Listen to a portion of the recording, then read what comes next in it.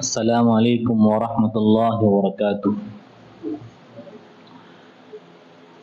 ان الحمد للہ نحمده ونستعینه ونستغفره ونؤمن به ونتوکل علیہ ونعوذ باللہ من شرور انفسنا ومن سیئات اعمالنا، من يهده الله فلا مضل له ومن يضلله فلا هادي له، وأشهد أن لا إله إلا الله وحده لا شريك له، وأشهد أن محمدا عبده ورسوله، أما بعد فإن خير الحديث كتاب الله، وخير الهدي هدي محمد صلى الله عليه وسلم، وشر الأمور محدثاتها، وكل محدثة بدعة، وكل بدعة ضلالة، وكل ضلالة في النار۔ أعوذ بالله السميع العليم من الشيطان الرجيم، بسم الله الرحمن الرحيم، وتركنا عليه في الآخرين، سلام على إبراهيم۔ معزز و محترم شہری جمعیت اہل حدیث میرج کے ذمہ داران و اراکین و ممبران، دینی و ملی بھائیوں، بزرگوں، دوستوں، پیارے بچوں، عزیز ماں اور بہنوں، جیسا کہ شیخ محترم نے بتایا کہ آج 21 ذی الحجہ ہے، اسلامی کیلنڈر کا آخری مہینہ چل رہا ہے، اور آج اس کی 21 تاریخ ہے، اور تقریباً 11 دن پہلے اسی مہینے میں اسلام کا دوسرا بڑا تہوار عید الاضحیٰ، قربانی کی عید ہم سب نے منائی ہے۔ قربانی ہم سب جانتے ہیں کہ یہ اللہ کے ایک رسول ابراہیم علیہ السلام کی سنت ہے۔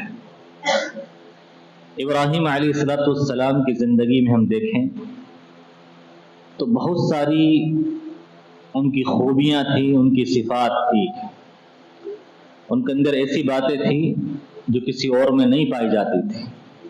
تبھی تو اللہ تعالیٰ نے اتنا بڑا اعزاز ان کو عطا کیا کہ ان کی سنت ہر سال اس پر عمل کیا جاتا ہے، اور ہر سال ہم لوگ قربانی کرتے ہیں۔ اللہ تعالیٰ نے ان کے بارے میں بیان فرمایا، وَتَرَكْنَا عَلَيْهِ فِي الْآخِرِينَ، ہم نے ابراہیم کا ذکر بعد کے آنے والے لوگوں میں جاری کر دیا۔ سب لوگ ابراہیم کو یاد کرتے ہیں، مسلمان ہی نہیں، یہودی بھی کہتے ہیں کہ ابراہیم ہمارے تھے، نصارہ بھی کہتے ہیں کہ ابراہیم ہمارے، اور مسلمان تو کہتے ہی ہیں۔ اللہ تعالیٰ نے خود قرآن مجید میں ارشاد فرمایا، ما کان ابراہیم یہودیا ولا نصرانیا، ابراہیم یہودی اور نصرانی نہیں تھے، ولکن کان حنیفا مسلما، مسلمان تھے پکے سچے۔ تو ابراہیم علیہ السلام کی زندگی میں بہت ساری خوبیاں تھیں، ان کی بہت ساری صفات تھیں، جس کی وجہ سے اللہ تعالیٰ نے ان کو یہ مقام عطا کیا۔ ابراہیم علیہ السلام کی ایک اور سنت جس کو ہم سب نے بھلا دیا ہے، اور تمام وسائل اور اسباب موجود ہونے کے باوجود ایک مسلمان آج اس سنت سے نفرت کرتا ہے۔ اسی سنت کے تعلق سے بات چیت کرنے کے لیے میں آپ کے سامنے حاضر ہوا ہوں۔ اللہ تعالیٰ مجھے حق بات کہنے اور سننے والوں کو سن کر اس پر عمل کرنے والا بنائے۔ ابراہیم علیہ السلام کی ایک سنت مہمان نوازی، جس کو اللہ رب العالمین نے قرآن مجید میں بیان فرمایا ہے۔ سورہ زاریات 26واں پارہ آپ اٹھائیں تو اللہ تعالیٰ نے ابراہیم علیہ السلام کی زندگی سے متعلق ایک واقعہ بیان فرمایا ہے۔ ارشاد ہوا، هل اتاك حدیث ضیف ابراہیم المکرمین، اے نبی پاک صلی اللہ علیہ وسلم، کیا آپ کو ابراہیم کے معزز مہمانوں کا واقعہ پتہ ہے؟ اذ دخلوا علیہ فقالوا سلاما قال سلام قوم منکرون، آئے ابراہیم کے پاس ان کے گھر پر مہمان، ابراہیم نے ان کو دیکھ کر کہا یہ اجنبی لوگ ہیں، میں ان کو جانتا نہیں ہوں، پہلی بار آئے ہیں، میرے رشتہ دار نہیں ہیں۔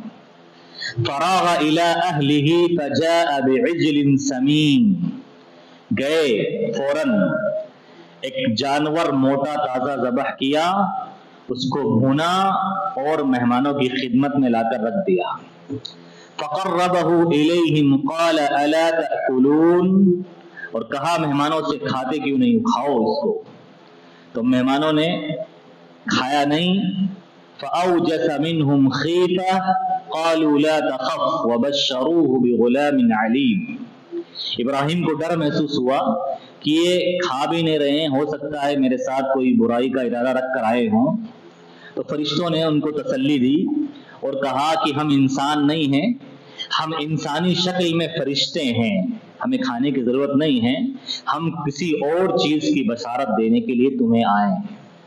تو یہاں ان آیات کے اندر ابراہیم علیہ السلام کی سنت مہمان نوازی کا پتہ چلتا ہے۔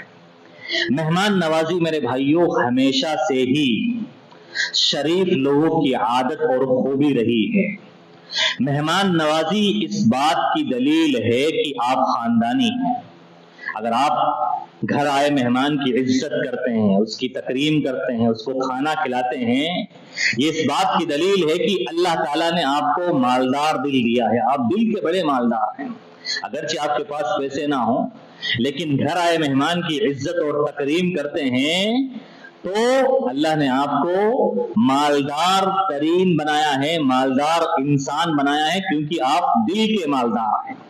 اگر آپ مہمان نواز ہیں تو سمجھ لیجئے کہ اللہ کا بہت بڑا فضل آپ کے اوپر ہوا ہے کہ اللہ نے آپ کو خوش نصیب بنایا ہے کہ مہمان آپ کے ہاں آتے ہیں اور آپ اس کی تکریم کرتے ہیں، اس کی عزت کرتے ہیں، اس کو کھلاتے پلاتے ہیں۔ مہمان نوازی یہ انبیاء کرام کی سنت ہے۔ ابراہیم کے بارے میں تو قرآن مجید میں نازل ہوا۔ اللہ کے نبی صلی اللہ علیہ وسلم کی زندگی دیکھیں آپ، ابھی آپ کو نبی نہیں بنایا گیا ہے، ابھی آپ نبوت کا تاج آپ کے سر پر نہیں رکھا گیا ہے۔ پہلی وحی اللہ کے نبی صلی اللہ علیہ وسلم پر آتی ہے، آپ ڈر جاتے ہیں، گھبرا جاتے ہیں، گھبرائے ہوئے اپنے گھر آتے ہیں۔ آپ اپنی بیوی اما خدیجہ رضی اللہ عنہا سے کہتے ہیں کہ مجھے ڈر لگ رہا ہے، مجھے کوئی ہلاک کر دے گا، مجھے کوئی تکلیف پہنچا دے گا۔ اللہ کے نبی صلی اللہ علیہ وسلم کی بیوی اما خدیجہ آپ کی نبوت سے پہلے کی 40 سالہ زندگی کا خلاصہ اور نچوڑ جن الفاظ میں بیان کرتی ہے، آپ کو حوصلہ دیتی ہے، اے میرے پیارے سرتاج، اللہ آپ کو تکلیف نہیں پہنچائے گا، اللہ آپ کو ضائع اور برباد نہیں کرے گا۔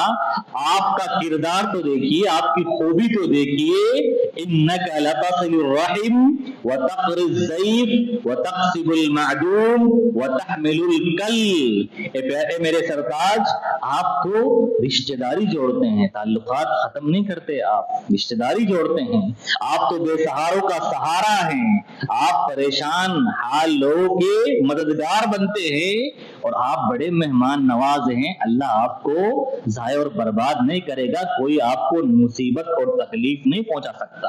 اللہ کے نبی صلی اللہ علیہ وسلم کی نبوت سے پہلے کی زندگی کا خلاصہ اور نچوڑ یہ تھا کہ آپ بہت بڑے مہمان نواز تھے، آپ کے گھر آنے والا مہمان کبھی خالی پیٹ نہیں جاتا تھا۔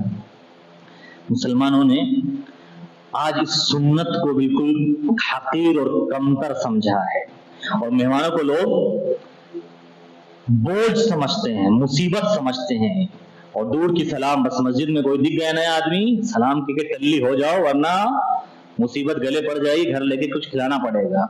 میرے بھائیو، اللہ کی قسم، مہمان مصیبت نہیں ہے، مہمان بوجھ نہیں ہے، مہمان یہ اللہ کا فضل ہے کہ وہ آپ کے گھر میں اپنی روزی خود لے کر آ رہا ہے۔ ہماری کوئی اوقات نہیں کہ ہم مہمان کو ایک وقت کا کھانا کھلائیں، 2 لقمہ اس کو کھلا دیں، وہ اپنا رزق خود لے کر آتا ہے۔ مہمان کے اٹھنے والے قدم آپ کے گھر کی طرف یہ باعث خیر و برکت ہے. آپ خوش نصیب ہیں کہ اللہ نے آپ کو چنا ہے کہ آپ کے گھر مہمان آتے ہیں اور آپ انہیں کھلاتے ہیں اور آپ کے گھر میں برکتیں نازل ہوتی ہیں. مسلمانوں کا رویہ میرے بھائیوں، اور خاص طور پر اگر میں کہوں کہ اپنی جماعت والوں کا رویہ اس تعلق سے بڑا ہی افسوسناک ہو گیا ہے. مہمان کو مصیبت سمجھنا، اور ہماری ماں اور بہنیں بھی اس تعلق سے بڑا اہم رول ادا کرتی ہے.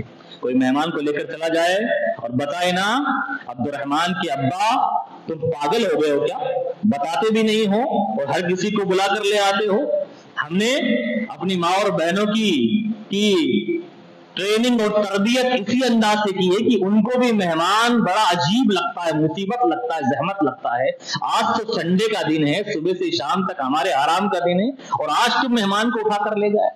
اللہ کے نبی صلی اللہ علیہ وسلم کے زمانے میں اور صحابہ کرام کے زمانے میں مہمان نوازی کے ایسے واقعات ملتے ہیں کہ انہوں نے ایسی مثالیں قائم کر دی. قیامت کی صبح تک انسان اگر ان واقعات کو پڑھے تو اس کا ایمان زندہ ہو جائے اور مہمان نوازی کی سنت وہ کرنے پر بالکل راضی برضا تیار ہو جائے. میرے بھائیوں، مہمان کی عزت تو دیکھیے. ہم لوگوں نے آج مہمان کی عزت کو جانا نہیں، اس کا مقام و مرتبہ دیکھیے. اسلام نے، قرآن نے، اللہ کے نبی صلی اللہ علیہ وسلم نے اپنی احادیث کے اندر، ہماری شریعت نے مہمان کو کیا مقام دیا ہے، اس کی کیا عزت، اس کی شان و شوکت کو دیکھیے، مہمان کا مقام دیکھیے. ایک حدیث میں اللہ کے نبی صلی اللہ علیہ وسلم نے ارشاد فرمایا، من کان یؤمن باللہ والیوم الآخر فلیکرم ضیفہ. جو اس بات کا دعویٰ کرتا ہے کہ وہ اللہ کو ایک مانتا ہے، اللہ پر ایمان رکھنے والا ہے، جو اس بات کا دعویٰ کرتا ہے کہ وہ قیامت کے دن پر ایمان رکھتا ہے، اگر وہ اپنے اس دعوے میں سچا ہے تو اسے اپنے مہمان کی عزت کرنی چاہیے، اس کی تکریم کرنی چاہیے، اس کی آؤ بھگت کرنی چاہیے، ورنہ وہ اپنے دعوے میں جھوٹا ہے اور اسے اپنے ایمان کی خیر بنانے کی ضرورت ہے. اس کے ایمان میں کوئی بھلائی نہیں. جس شخص کی زندگی میں مہمان نوازی نہیں، اس شخص کی زندگی میں کوئی بھلائی نہیں.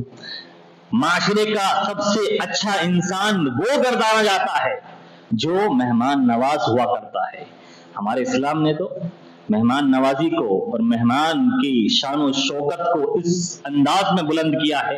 پیارے حبیب صلی اللہ علیہ وسلم ارشاد فرماتے ہیں کہ اگر تم اپنے گھر بنانے کی پلاننگ کر رہے ہو، منصوبہ بندی کر رہے ہو، تمہارا ارادہ ہے نیا گھر بنانے کا، گھر کی پلاننگ کے وقت، منصوبہ بندی کے وقت تمہاری نظر میں، تمہارے خیال میں مہمان کا تصور ہونا چاہیے، تمہاری نگاہوں میں مہمان ہونا چاہیے. اس اعتبار سے گھر کی پلاننگ ہونی چاہیے، گھر کی منصوبہ بندی ہونی چاہیے. کون منصوبہ بندی کرتا ہے آج؟ مہمان کس کی نظر میں ہوتا ہے؟ اللہ کے رسول نے فرمایا، فراش للرجل وفراش لأہلہ والثالث للضیف. انسان گھر بننے کے بعد جو سامان خریدتا ہے، جو بستر وغیرہ خریدتا ہے، بوریا بستر سامان خریدتا ہے، اللہ کے رسول نے فرمایا ایک بستر انسان کا خود کا ہو، ایک بستر اس کے بیوی بچوں کا ہو، اور تیسرا بستر اس کے مہمان کا ہو. مہمان کی تیاری اس کے آنے سے پہلے ہونی چاہیے. مہمان کبھی بھی کسی وقت آ سکتا ہے، اس کی تیاری انسان کو پہلے سے کرنی چاہیے. اور میرے بھائی ایک بات بتاؤں، مہمان نوازی، جو قوم بھی مہمان نواز ہوتی ہے، جو قبیلہ، جو خاندان مہمان نواز ہوا کرتا ہے، انسانی تاریخ اسے بھولتی نہیں ہے، انسانی تاریخ اسے ہمیشہ یاد رکھتی ہے.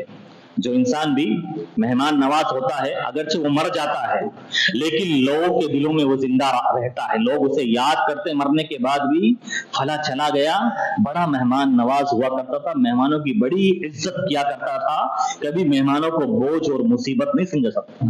آپ دیکھیں انسانی تاریخ نے ان قوموں، ان خاندانوں، ان قبیلوں کو آج بھی یاد رکھا ہے جو مہمان نواز ہوا کرتے تھے.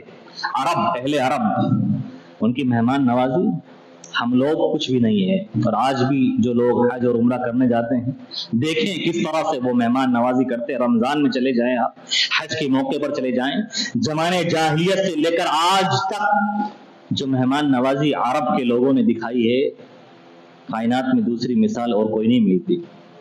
अरब के शायर लोग जो अशार लिखते हैं अरबी के अंदर, उनके अशार के अंदर एक मजमून हमें ये मिलता है कि कोई शायर अपने कौम की तारीफ बयान करता है और अपने मद्दे मुकाबिल अपनी दुश्मन कौम की तारीफ बयान करता है तो किन अल्फाज में बयान करता है? अपनी दुश्मन कौम की मजम्मत इन अल्फाज में करता है, कहता है कि तुम बड़े कंजूस और बखील किस्म के लोग, तुम्हारे मोहल्ले में कोई कुत्ता, कोई मेहमान आ जाए तो तुम्हारे कुत्ते उस पर भौंकते हैं, चिल्लाते हैं कि कौन आ गया, तुम इतने बकील और कंजूस किस्म के हो। और हमारी कौम का हाल देखो, हमारी कौम में, हमारे माशरे में, मोहल्ले में कोई अजनबी आदमी आ जाए, हमारे कुत्ते उस पर भौंकते नहीं हैं। हमारे कुत्ते को भी पता है कि ये अजनबी आदमी आया है, उसको भी मेहमान नवाजी का पता है, मेहमान की इज्जत का पता है, वो अजनबी आदमी पर भौंकता नहीं है। हमारे कुत्तों के अंदर भी मेहमान नवाजी का उन्सुर पाया जाता है। और जो कौम, जो खानदान, जो कबीला, जो माशरा मेहमानों को बुरा समझता है, मेहमानों की इज्जत नहीं करता, अल्लाह ताला ने उनकी इस मज़मूम सिफत को, उनकी इस बुरी सिफत को क़यामत की सुबह तक के लिए कुरान मजीद में जगह दे दी है कि वो लोग बड़े ही बुरे हैं जो घर आए मेहमान की इज्जत नहीं करते, मेहमानों को बुरा समझते हैं और उनको मुसीबत समझते हैं।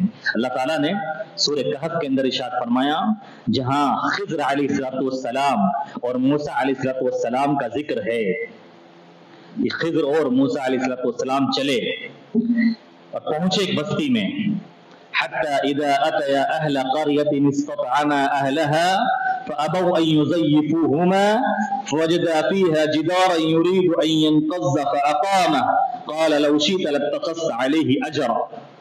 मूसा अलैहिस्सलाम खिज़र अलैहिस्सलाम के पास गए इल्म हासिल करने के लिए। पहुंचे एक बस्ती में तो थक गए थे, उनको भूख लगी, बस्ती वालों से, गांव वालों से खाना तलब किया, हमें खाना खिला दो। उस कौम ने, उस बस्ती ने, उन गांव वालों ने खाना खिलाने से इनकार कर दिया कि हम तुम्हें खाना नहीं खिलाएंगे। उस बस्ती में एक दीवार थी जो गिरने वाली थी। खिज़र अलैहिस्सलाम ने देखा और उस दीवार को दुरुस्त कर दिया, सीधा कर दिया। आया मूसा को गुस्सा और कहा, लौ शि'त लत्तख़ज़्त अलैहि अजरा, ये बखील और कंजूस किस्म की कौम, तुम्हें इनसे उजरत लेनी चाहिए, इन्होंने हमें खाना खिलाने से मना कर दिया। कुरान मजीद में मेरे भाइयों, जो कौम भी बखील और कंजूस हुआ करती है, उनकी इस मज़मूम सिफत को कि वो मेहमान नवाजी की सिफत से आ रही है, क़यामत की सुबह तक के लिए कुरान मजीद में महफूज फरमा दिया।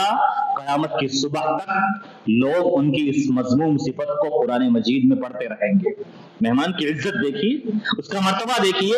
इस्लाम तो मेहमान को ये हुक्म देता है, जिस कौम, जिस बस्ती, जिस खानदान में तुम जाओ और वो कंजूस और बखील किस्म के लोग तुम्हारी मेहमान नवाजी ना करे, तुम जबरदस्ती उनसे अपना हक ले लो। इतनी बड़ी ताकीद है मेहमान को, तुम जबरदस्ती उनसे अपना हक ले लो और खाना खा लो। उक़बा बिन आमिर रज़ी अल्लाहु अन्हु इरशाद फरमाते हैं कि अल्लाह के रसूल सल्लल्लाहु अलैहि वसल्लम, आप हमें मुख्तलिफ कौमों और बस्तियों के पास भेजते हैं, अगर हमें वहां भूख लग जाए और कोई खाना ना खिला तो हम क्या करें, हम तो मर जाएंगे। अल्लाह के रसूल सल्लल्लाहु अलैहि वसल्लम ने फरमाया, मैं तुम्हें तरीका बताता हूँ मेहमान नवाजी कराने का। कोई बखील और कंजूस किस्म की कौम से पाला पड़ जाए, जबरदस्ती उनसे हक ले लो। उलमा कराम ने उसकी एक शक्ल ये बयान फरमाई है, जबरदस्ती कैसे हक लिया जाए, कि किसी का बाग हो, उसमें घुस जाओ, जितना मन चाहे आम खाओ, जाम खाओ, अंगूर खाओ, सेब खाओ, जब तक पेट ना भर जाए खाते रहो, तुम्हारा कोई मुआवजा नहीं है, कोई पकड़ नहीं है, तुम चोर नहीं समझे जाओगे। ऐसी कौम, ऐसी बस्ती के साथ यही रवैया इख्तियार किया जाए कि जबरदस्ती उनसे हक लिया जाए। आजकल तो होटल बाजी का जमाना है, پہلے لوگ مہمان بن کر جاتے تھے، کہاں ہوٹلیں ہوا کرتی تھی؟ اگر کسی کو کوئی کھانا کسی نے نہیں دیا، بخیل اور کنجوس قسم کی بستی سے گزر ہوا، تو انسان بھوکے مر جائے گا۔ آج کل تو ہوٹلوں کا زمانہ ہے، انسان کے پاس پیسے ہیں تو وہ ہوٹل میں کھانا بھی کھا سکتا ہے، لیکن پہلے کے وقت میں ایسے حالات نہیں تھے۔ اللہ کے رسول صلی اللہ علیہ وسلم نے فرمایا مہمان کا حق یہ ہے کہ وہ زبردستی اپنا حق لے لے۔ اس سے زیادہ مہمان کی شان اور شوکت کیا ہو سکتی میرے بھائیو؟ اسی طرح سے مہمان نوازی کے تعلق سے اگر ہم دیکھیں، جیسا کہ میں نے کہا صحابہ کرام نے ایسی مثالیں بیان فرمائی مہمان نوازی کی کہ اس کی نظیر اور مثال نہیں مل سکتے۔ حالانکہ مدینہ میں شروع کے حالات جو تھے، اتنا کھانا نہیں ہوتا تھا کسی گھر میں کہ خود فیملی ممبرز کے لیے کافی ہو، اتنا کھانا بھی نہیں ہوتا تھا، لیکن پھر بھی ان کا دل بڑا تھا۔ ان کا دل بڑا تھا کہ مہمان آیا ہے اور اس کی عزت کرنی ہے۔ زمانے جاہلیت میں تو وہ اہل عرب اتنے مہمان نواز تھے، گھر میں کوئی مہمان آ گیا اور ایک اونٹنی ہے جو دودھ دینے والی ہے، اس زندہ اونٹنی سے ران کا گوشت کاٹ کر مہمان کی خدمت میں رکھا کرتے تھے۔ اسلام آنے کے بعد اللہ کے رسول صلی اللہ علیہ وسلم نے اس کو حرام قرار دے دیا، زندہ جانور سے کچھ بھی نہ کاٹا جائے، لیکن مہمان آنے کے بعد زندہ اونٹنی کی ران سے گوشت کاٹ کر وہ میں پکا کر مہمان کی خدمت میں رہا کرتے تھے۔ اللہ کے نبی صلی اللہ علیہ وسلم کے زمانے میں شروع میں حالات اتنے اچھے نہیں تھے۔ ایک صحابی آتے ہیں، اللہ کے نبی صلی اللہ علیہ وسلم مسجد نبی میں موجود ہوتے ہیں اور کہتے ہیں کہ اللہ کے رسول صلی اللہ علیہ وسلم بھوکا ہوں، بھوک سے نڈال ہوں، کچھ کھانا دے دیجیے۔ اللہ کے نبی صلی اللہ علیہ وسلم بھیجتے ہیں کسی صحابی کو، جاؤ میری بیویوں کے گھروں میں جاؤ، دیکھو کچھ کھانے کے لیے رکھا ہو تو لے کر آؤ، یہ میرے مہمان ہیں۔ صحابی جاتے ہیں اور پوچھنے کے بعد پتہ چلتا ہے کہ اللہ کے نبی صلی اللہ علیہ وسلم آپ کی کسی بیوی کے گھر میں کچھ بھی نہیں ہے۔ اللہ کے نبی صلی اللہ علیہ وسلم مسجد نبی میں اعلان کرتے ہیں، کوئی ہے جو اللہ کے رسول کے مہمان کو اپنا مہمان بنائے، اللہ کے رسول صلی اللہ علیہ وسلم کے مہمان کی مہمان نوازی کرے۔ ایک انصاری صحابی کھڑے ہوئے اور کہا، اللہ کے رسول صلی اللہ علیہ وسلم میں اس کی مہمان نوازی کروں گا۔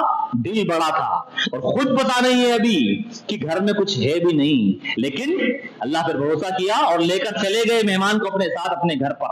گھر پہنچے، بیوی سے پوچھا اللہ کے رسول کا مہمان ہمارے گھر میں آیا ہے، آج اس کی مہمان نوازی کرنی، گھر میں کیا ہے؟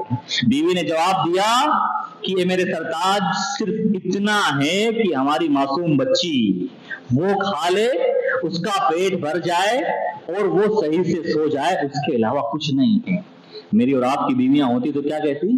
تم پاگل ہو گئے ہو، عقل تمہاری کہاں گئی ہے؟ بغیر بتائے لے آتے ہو، گھر میں خود کچھ نہیں ہے، ہمارے بچوں کے لیے نہیں ہے، تم مہمان لے کر آ جاتے ہو۔ ہر ماں اور بہن کو اللہ کی قسم اپنے شوہروں سے یہ کہنا چاہیے تم بڑے بخیل ہو، تم کنجوس ہو، کبھی کسی مہمان کو لے کر نہیں آتے۔ کتنے وسائل آج کل کھانے پینے کے، ہر کسی کا فریج بھرا رہتا ہے، کوئی کتنا بھی غریب ہو لیکن بھوکا کوئی نہیں سوتا ہے بھوکا۔ سب کو کھانے کے لیے روٹی دال ہی کیوں نہ ہو لیکن میسر ہے۔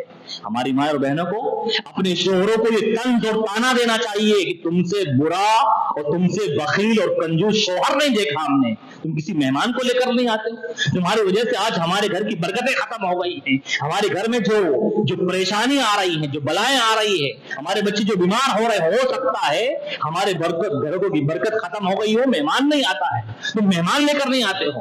لیکن ہماری ماں اور بہنوں کا معاملہ تو الٹا ہے، مہمان کیا آیا، ان کے بات کرنے کا لہجہ بدل جاتا ہے اور ان کی لینگویج چینج ہو جاتی ہے، ایک طرح سے طعنہ، تم ہمیں سونے نہیں دیتے، ہماری نیند سے تمہیں پریشانی ہے، تم ہمیشہ کسی کو لے کر آ جاتے ہو۔ صحابی رسول انصاری صحابی کی بیوی شکایت نہیں ہے اپنے شوہر سے کہ کیوں لے کر آ گئے، جب ہمارے پاس ہی نہیں ہے تو کیوں لے کر آ گئے۔ اب دونوں میاں بیوی پلاننگ کرتے ہیں۔ پلاننگ کیا کرتے ہیں کہ جو کچھ ہے مہمان کی خدمت میں رکھنا ہے، ایسا کرو تم اپنی بچی کو بہلا پھسلا کے سلا دو، اور جب کھانا مہمان کے سامنے رکھ دیا جائے گا، ادب یہ ہے میزبان کے لیے کہ مہمان خود بھی ساتھ میں کھائے، لیکن یہاں تو اتنا کھانا ہی نہیں ہے کہ ساتھ میں کھایا جائے۔ کہا میں کھانے کی ایکٹنگ کروں گا، تم کھانا شروع کرنے سے پہلے ہی چراغ بجھا دینا، پھر میں کھانا کھانے کی ایکٹنگ کروں گا، اور اللہ کے رسول کا مہمان خالی پیٹ نہیں جانا چاہیے، جو کچھ ہے اس کو کھلانا ہے۔ صبح ہوئی، اللہ کے رسول صلی اللہ علیہ وسلم ان انصاری صحابی کو دیکھ کر بڑے خوش ہوتے ہیں اور کہتے ہیں، اے انصاری صحابی، اللہ تعالیٰ کو تمہاری اور تمہاری بیوی کی مہمان نوازی بڑی پسند آئی ہے کہ اس نے تمہارے تعلق سے قرآن مجید کی سورہ حشر کی آیات نازل فرما دی ہے، کیا بڑے مہمان نواز ہو تم اور تمہاری بیوی۔ وَيُؤْثِرُونَ عَلَىٰ أَنفُسِهِمْ وَلَوْ كَانَ بِهِمْ خَصَاصَةٌ، کہ اپنے پاس کچھ نہیں ہے کھانے کے لیے، جو کچھ ہے اس کے لیے بھی ترجیح مہمان کو ہے، دوسروں کو ہے، خود گھر میں پاکے ہیں، لیکن مہمان کی عزت اور تکریم دیکھیے کہ مہمان کی برکتیں لوٹنا ہے، مہمان کی عزت کرنی ہے تو مہمان کو کھلانا گوارا ہے، لیکن مہمان خالی پیٹ نہیں جانا چاہیے۔ اللہ کی قسم، ہم سب نے آج مہمان کو مصیبت سمجھا ہے، زحمت سمجھا ہے، جس کی وجہ سے ہمارے گھروں کی برکتیں ختم ہو چکی ہے۔ اگر ہم مہمانوں کی عزت کرنے والے ہوتے، تکریم کرنے والے ہوتے، اسوہ نبی کو اپناتے، صحابہ کرام کی اسوہ کو اپناتے، تو کبھی بھی ہمارے گھروں میں برکتیں ختم نہیں ہوتی۔ ہمارے گھروں میں کبھی بھی، آج ہر شخص کو رونا ہے، ہمارے کھانے میں برکت نہیں ہے، راشن لاتے ہیں فوراً ختم ہو جاتا ہے۔ بھائی برکت ہی ختم کر ڈالی آپ لوگوں نے۔ مہمان نوازی یہ اہل ایمان کی صفت ہوتی ہے، اہل ایمان کی خوبی ہوتی ہے۔ اللہ کے نبی صلی اللہ علیہ وسلم مہمان کی برکتیں صحابہ کرام کو کس طرح سے دکھلاتے تھے۔ اللہ کے نبی کہتے تھے صحابہ کرام سے، جس کے گھر میں 3 آدمی کو کھانا ہو وہ 4 آدمی کو اپنا مہمان بنا لے، جس کے گھر میں 5 آدمیوں کو کھانا ہو وہ 6 آدمیوں کو اپنا مہمان بنا لے۔ ابو بکر رضی اللہ عنہ کھڑے ہوئے اور کہا، اللہ کے رسول، میرے گھر میں 3 مہمانوں کا کھانا ہے، 3 مہمان کھانا کھا سکتے ہیں۔ 3 مہمانوں کو لے کر گئے اپنے گھر، اور برکتیں دیکھیے، احادیث بخاری شریف کی روایت، مہمان کے لیے 3 آدمیوں کا کھانا ہے، ابو بکر رضی اللہ عنہ سالن لا کر رکھ دیتے ہیں اور مہمان خوب کھاتے ہیں اور سالن کمی نہیں ہوتا ہے۔ ابو بکر رضی اللہ عنہ اپنی بیوی ام رومان سے کہتے ہیں، ام رومان، اللہ کی عجیب برکت نازل ہو رہی ہے کہ مہمان کھانا کھا بھی چکے ہیں اور برتن کے اندر سے کھانا ڈبل ہو رہا ہے، ٹربل ہو رہا ہے، کھانا بڑھ رہا ہے۔ اللہ کے نبی صلی اللہ علیہ وسلم کے پاس پہنچے اس کھانے کو لے کر، اللہ کے رسول 3 مہمان کھا چکے ہیں اور کھانا جتنا تھا اس سے کہیں زیادہ ہو گیا ہے۔ اللہ کے رسول نے بھی کھایا اور صحابہ کرام نے بھی کھایا اور کھانا ختم نہیں ہوا۔ وہ برکتیں کہاں ملتی آج کل؟ کہاں ملتی؟ کیونکہ ہماری سوچ گندی ہو چکی ہے۔ مہمان کو مصیبت سمجھنا، زحمت سمجھنا اور اس کو اپنے لیے بوجھ سمجھنا۔ ہماری مائیں اور بہنیں بھی اللہ کے واسطے مہمان کو کبھی بھی بوجھ نہ سمجھے۔ وہ مہمان اپنا رزق خود لے کر آتا ہے، اور مہمان ہماری کوئی اوقات نہیں کہ ہم اس کو کھلائیں۔ ہماری شریعت میں مہمان کے لیے بہت سارے آداب بتائے گئے ہیں، میزبانی کے بہت سارے آداب بتائے ہیں، جن کا جاننا ہر مسلمان کے لیے ضروری اور واجب ہے۔ آج اگر ہم نے اپنے بچوں کو مہمان کی عزت اور تکریم کا سبق نہیں پڑھایا گیا، آنے والا دن بہت خراب ہونے والے میرے بھائیوں۔ ہمارے آبا و اجداد جس قدر مہمان نواز ہوا کرتے تھے، آج ہمارے اندر کوتاہی پیدا ہوئی ہے۔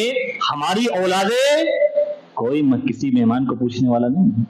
مہمان کو دیکھ کر ہم نے دیکھا ہے، آج بھی بڑی بڑی سٹیوں میں مہمان کو دیکھ کر سیدھے ایک رخ پھیر لیتے ہیں اور سلام دور سے کر کے نکل جاتے ہیں، کہیں گلے نہ پڑ جائے۔ باتیں بہت ساری ہے لیکن وقت کم ہے، 8:20 ہو چکے ہیں اور شیخ محترم کو 9:20 تک خطاب کرنا ہے۔ حالانکہ میرے پاس میزبان کے لیے مہمان کے کیا آداب ہیں شریعت میں، اسی طرح سے مہمان کے لیے کیا آداب ہیں، وہ چیزیں بیان کرنی تھی، لیکن کبھی اور موقع ملے گا تو میں بیان کروں گا۔